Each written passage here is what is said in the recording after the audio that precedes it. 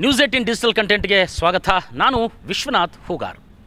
ರಾಜ್ಯದಲ್ಲಿ ವಿದ್ಯುತ್ ಉತ್ಪಾದನೆ ಎಂದಾಕ್ಷಣ ಥಟ್ಟಂತ ಎಲ್ಲರ ನೆನಪಿಗೆ ಬರೋದು ರಾಯಚೂರು ಜಿಲ್ಲೆಯ ಶಕ್ತಿನಗರದಲ್ಲಿರತಕ್ಕಂತಹ RTPS ವಿದ್ಯುತ್ ಸ್ಥಾವರ ಕೇಂದ್ರ. ಇಂತಹ ವಿದ್ಯುತ್ ಸ್ಥಾವರ ಕೇಂದ್ರದಲ್ಲಿ ಇದೀಗ 8 ಘಟಕಗಳಿಂದ ವಿದ್ಯುತ್ ಉತ್ಪಾದನೆಯನ್ನು ಮಾಡಲಾಗ್ತಾ ಇತ್ತು. 1720 ಮೆಗಾವ್ಯಾಟ್ ಉತ್ಪಾದನೆಯನ್ನು ಮಾಡ್ತಕ್ಕಂಥ ವಿದ್ಯುತ್ ಉತ್ಪಾದನೆ ಮಾಡ್ತಕ್ಕಂಥ RTPS ಕೇಂದ್ರದಲ್ಲಿ ಈಗ 8ರಲ್ಲಿ 6 ಘಟಕಗಳು ತನ್ನ ಕೆಲಸವನ್ನು ಸ್ಥಗಿತಗೊಳಿಸಿದ್ದಾವೆ. ಕೇವಲ 2 ಘಟಕಗಳು ಮಾತ್ರ ವಿದ್ಯುತ್ ಉತ್ಪಾದನೆಯನ್ನು ಮಾಡ್ತಾ ಇದ್ದಾವೆ.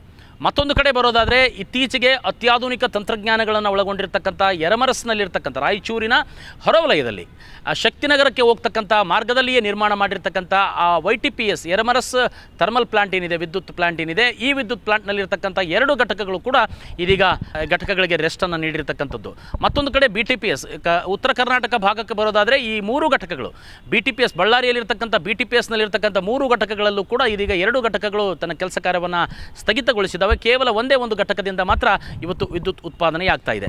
ಇಲ್ಲಿ ಈ 3 ಘಟಕಗಳ ವಿದ್ಯುತ್ ಉತ್ಪಾದನಾ ಸಾಮರ್ಥ್ಯವನ್ನು ನೋಡೋದಾದರೆ RTPSನಲ್ಲಿರ್ತಕ್ಕಂಥ 8 ಘಟಕಗಳಿಂದ 1720 ಮೆಗಾವ್ಯಾಟ್ ವಿದ್ಯುತ್ ಉತ್ಪಾದನೆ ಆಗ್ತಾ ಇತ್ತು. ಆದರೆ ಈಗ 6 ಘಟಕಗಳು ಸ್ಥಗಿತವಾಗಿರೋದ್ರಿಂದ 2 ಘಟಕಗಳಿಂದ 220 ಮೆಗಾವ್ಯಾಟ್ ವಿದ್ಯುತ್ ಮಾತ್ರ ದಿನಕ್ಕೆ ಉತ್ಪಾದನೆ ಆಗ್ತಾ ಇದೆ. ಮತ್ತೊಂದು ಕಡೆ YTPSಗೆ ಬರೋದಾದರೆ ಅಲ್ಲಿರ್ತಕ್ಕಂಥ 2 ಘಟಕಗಳು ಕೂಡ ತನ್ನ ಕಾರ್ಯವನ್ನು ಸ್ಥಗಿತಗೊಳಿಸಿರೋದ್ರಿಂದ ಅಲ್ಲಿ ವಿದ್ಯುತ್ ಉತ್ಪಾದನೆ ಸದ್ಯಕ್ಕೆ ಶೂನ್ಯವಾಗಿದೆ.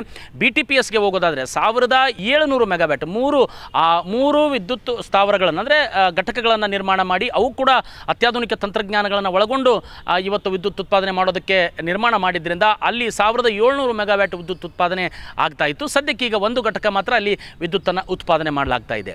ಹೀಗೆ BTPSನಲ್ಲಿ 2 ಘಟಕಗಳಿಗೆ, YTPSನಲ್ಲಿರ್ತಕ್ಕಂಥ 2 ಘಟಕಗಳಿಗೆ ಮತ್ತು RTPSನಲ್ಲಿರ್ತಕ್ಕಂಥ 6 ಘಟಕಗಳಿಗೆ ಇದೀಗ ಯಾಕೆ ಈ ರೆಸ್ಟನ್ನು ಕೊಡಲಾಗಿದೆ ಎನ್ನುವಂತಹ ಪ್ರಶ್ನೆ ಉದ್ಭವಿಸಿದಂಥ ಸಂದರ್ಭದಲ್ಲಿ ಇವತ್ತು ರಾಜ್ಯದಲ್ಲಿ ಯಥೇಚ್ಛವಾಗಿ ಮಳೆಯಾಗ್ತಾ ಇದೆ.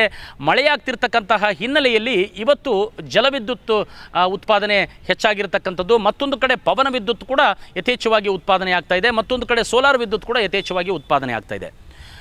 ಮಳೆಗಾಲ ಆಗಿರೋದ್ರಿಂದ ರಾಜ್ಯದ ವಿದ್ಯುತ್ ಬೇಡಿಕೆಯ ಪ್ರಮಾಣ ಕೂಡ ಕಡಿಮೆಯಾಗಿದೆ ಎನ್ನುವಂತಹ ಮಾಹಿತಿ ಇರತಕ್ಕಂಥದ್ದು. ಹಾಗಾಗಿ ಬೇಡಿಕೆಯ ಪ್ರಮಾಣಕ್ಕೆ ತಕ್ಕಂತೆ ಎಲ್ಲ ವಲಯಗಳಿಂದ ಇವತ್ತು ಕಲ್ಲಿದ್ದಿಲು ಆಧಾರಿತ ಘಟಕಗಳಿಂದ ಹಿಡಿದು ಇವತ್ತು ಜಲ, ಪವನ ಮತ್ತು ಈ ಸೋಲಾರ್ ಈ ಎಲ್ಲ ವಲಯಗಳಿಂದಲೂ ಕೂಡ ಇವತ್ತು ರಾಜ್ಯದ ಸಾರ್ವಜನಿಕರ ವಿದ್ಯುತ್ ಬೇಡಿಕೆಗೆ ತಕ್ಕಂತೆ ಅಷ್ಟು ಪ್ರಮಾಣದಲ್ಲಿ 10,651 ಮೆಗಾವ್ಯಾಟ್ ವಿದ್ಯುತ್ ಉತ್ಪಾದನೆಯ ಬೇಡಿಕೆ ಇವತ್ತು ಸಾರ್ವಜನಿಕರ ವಲಯದಲ್ಲಿರ್ತಕ್ಕಂಥದ್ದು. ಹಾಗಾಗಿ ಬೇಡಿಕೆಗೆ ತಕ್ಕಂತೆ ವಿದ್ಯುತ್ತನ್ನು ಉತ್ಪಾದನೆ ಮಾಡೋದು ಒಂದು ಕಡೆ ಆದರೆ ಇವತ್ತು ಬೇಸಿಗೆ ಪ್ರಮಾಣದಲ್ಲಿ ಯಥೇಚ್ಛವಾಗಿ ವಿದ್ಯುತ್ ಬೇಕಾಗ್ತದೆ.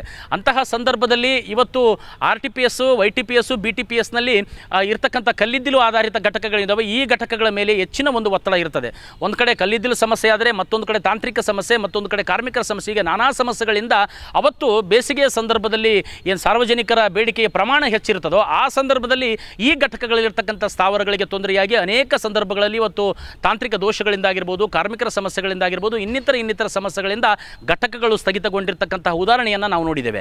ಹಾಗಾಗಿ ಈಗ ಆ ಎಲ್ಲ ಘಟಕಗಳಿಗೆ ರೆಸ್ಟನ್ನು ಕೊಡೋದರ ಜೊತೆಗೆ ಆ ಘಟಕಗಳಲ್ಲಿರ್ತಕ್ಕಂಥ ಸಮಸ್ಯೆಗಳನ್ನು, ಸಣ್ಣ ಪುಟ್ಟ ಸಮಸ್ಯೆಗಳನ್ನು ಬಗೆಹರಿಸಿಕೊಳ್ಳೋದಕ್ಕೂ ಕೂಡ ಒಂದಷ್ಟು ಕಾಲಾವಕಾಶ ಕೂಡ ಸಿಕ್ಕಂಗಾಗ್ತದೆ. ಮತ್ತೊಂದು ಕಡೆ 1985ರಲ್ಲಿ ಸ್ಥಾಪನೆಯಾಗಿರ್ತಕ್ಕಂಥ RTPS ಘಟಕಗಳು ಕೂಡ ಈಗಾಗಲೇ ಸಾಕಷ್ಟು ಬಡವಾಗಿದ್ದಾವೆ. ಅವುಗಳ ಒಂದು ಸುರಕ್ಷತಾ ದೃಷ್ಟಿಯಿಂದಲೂ ಕೂಡ ಈ ಒಂದು ಸಂದರ್ಭದಲ್ಲಿ ಅವುಗಳಿಗೆ ರೆಸ್ಟ್ ಕೊಡ್ತಕ್ಕಂಥದ್ದು ಒಂದು ಒಳ್ಳೆಯ ಉತ್ತಮ ಕಾರ್ಯ ಎನ್ನುವಂತಹ ರೀತಿಯಲ್ಲೂ ಕೂಡ ಈ ಒಂದು ಘಟಕಗಳಿಗೆ ರೆಸ್ಟನ್ನು ಕೊಡಲಾಗಿದೆ ಎನ್ನುವಂತಹ ಮಾಹಿತಿಯನ್ನು ಪ್ರಭಾರಿ ಇಡಿ RTPSನ ಕೇಂದ್ರದ ಪ್ರಭಾರಿ ಇಡಿಯಾಗಿರ್ತಕ್ಕಂಥ ಗಜರಾಜ್ ಅವರು ನಮಗೆ ನ್ಯೂಸ್ 18ಗೆ ಮಾಹಿತಿಯನ್ನು ಕೊಟ್ಟಿರ್ತಕ್ಕಂಥದ್ದು.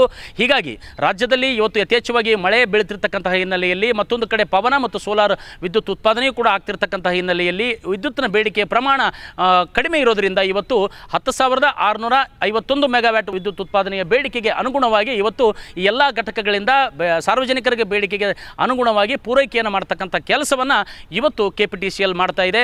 ಈಗ ಸದ್ಯಕ್ಕೆ ಹೇಳಬೇಕಂತ ಹೇಳಿದರೆ ಈ ಎಲ್ಲ 3 ಘಟಕಗಳಿರ್ತಕ್ಕಂತಹ ಈ BTPS, YTPS, RTPSನ ವಿದ್ಯುತ್ ಸ್ಥಾವರ ಘಟಕಗಳಿಗೆ ಏನಿದೆ ಈಗ ಸದ್ಯದಲ್ಲಿ ರೆಸ್ಟನ್ನು ನೀಡಲಾಗಿದೆ. ಕನ್ನಡಿಗರ ಮೆಚ್ಚಿನ ನಿಮ್ಮ ನ್ಯೂಸ್ 18 ಕನ್ನಡ ಈಗ ವಾಟ್ಸ್ಆಪ್ನಲ್ಲಿಯೂ ಲಭ್ಯ.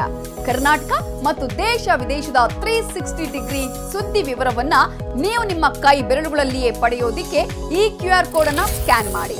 ನಮ್ಮ ಚಾನೆಲ್ ಅನ್ನು ಫಾಲೋ ಮಾಡಿ, ನೋಟಿಫಿಕೇಶನ್ ಆನ್ ಮಾಡಿ.